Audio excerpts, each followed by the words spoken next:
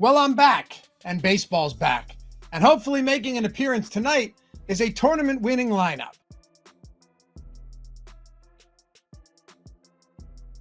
Hey, you're watching The Perfect Lineup, where Josh Engleman and myself, Dave Loughran, yes, all throughout the summer, do everything we can to build the most beautiful lineup, take down the tournament.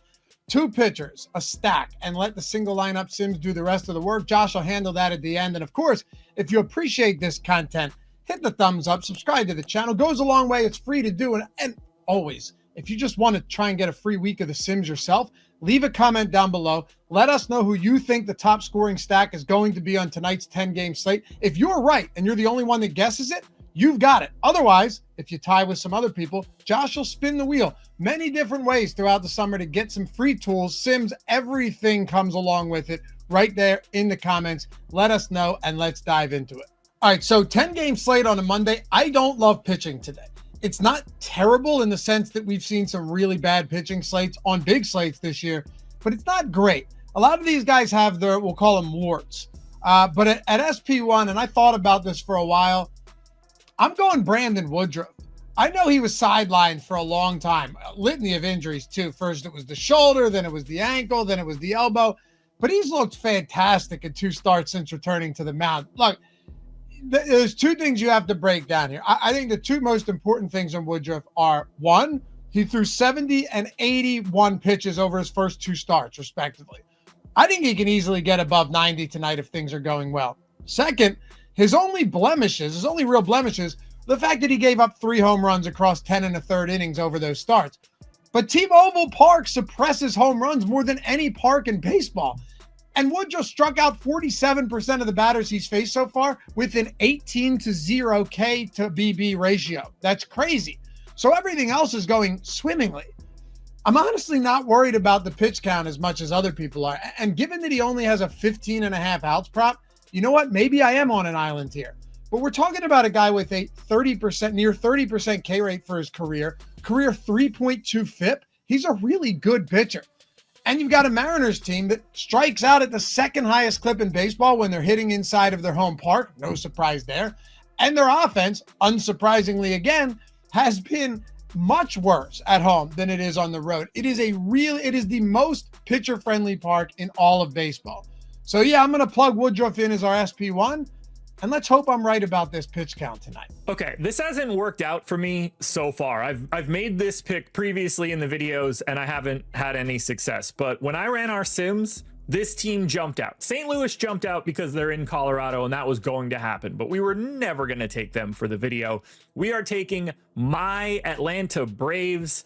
And every time I do this, I feel like I jinx my team. But today, they're very balanced. 6th in top stack, 5th in top value, 5th in stack score, 3rd in ownership. Now, I know that sounds like they might be a hair over owned, but everybody is kind of bunched in together in these ranking spots because of St. Louis being in course. Now, the Braves are taking on the Giants. Birdsong coming in, and he is getting destroyed by left-handed hitters so far this season. 248 x ISO, a 375 x WOBA. He's been fine against righties, and he's striking out about 23% either side.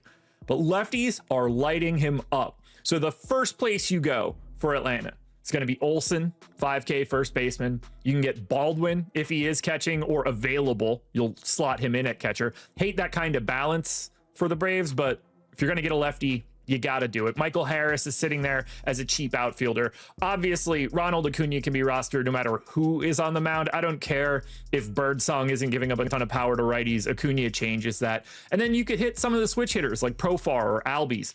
We have options. Very clear. Now, nothing in the Braves season-long data makes this stand out. They're middle of the pack against righties. They're middle of the pack at home. The park is essentially neutral overall, although 107 park factor for lefty power is at least a little helpful for the angle that we're trying to take here today. But I'm going to rely on the Sims, as I said out of the gate. It might not make sense to you guys right now, but in the end, the Atlanta Braves are going to be the team. All right, at SP2, I'm going to tell you straight up, I'm leaning heavily on the tools for SP2 tonight. My first run of the Sims gave us over 40% Kevin Gossman. The Stokastic top pitchers tool has Gausman with the third highest top 2 pitcher probability, and that's on a 10-game slate with 20 pitchers going. 23% K rate on the season is fine, right? Not bad. Mid 8K price point, fine. Yankees having the 8th highest K rate against righties, also fine. But there's nothing that just jumps off the page here like it did with Woodruff. The truth, though, and maybe the problem you could call it, is that you don't have much of that across the slate in general.